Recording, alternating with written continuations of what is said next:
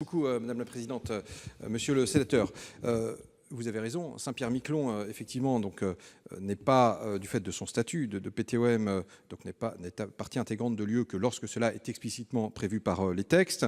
Donc il n'a pas été inclus dans l'AECG.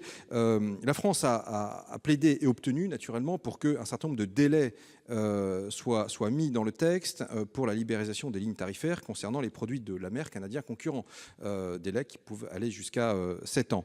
Alors nous avions une mission qui s'était penchée sur l'impact sur l'économie de l'archipel de l'accord. C'était en 2016. Cette mission avait conclu qu'il était peu exposé aux conséquences de cet accord.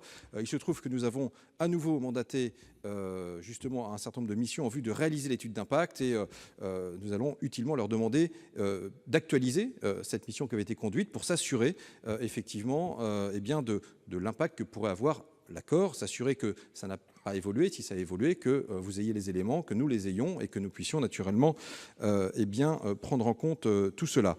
Je peux vous assurer d'une chose, c'est que dans tous les entretiens et dans tous les moments où la France et le Canada se parlent, systématiquement, les dossiers propres à Saint-Pierre-et-Miquelon sont évoqués. Vous le savez, nous avions obtenu pour notamment les étudiants originaires de Saint-Pierre-et-Miquelon, cette exonération de l'augmentation des frais de scolarité des étudiants français. C'était une bonne chose et nous devons veiller à décliner cela naturellement. Je peux vous le dire, pour avoir assisté à un certain nombre d'entretiens entre le président de la République et le Premier ministre Trudeau, que tous les sujets de Saint-Pierre-et-Miquelon soient pris en compte. Et vous le savez, Annick Girardin y est également particulièrement attachée, mais nous serons toujours à vos côtés.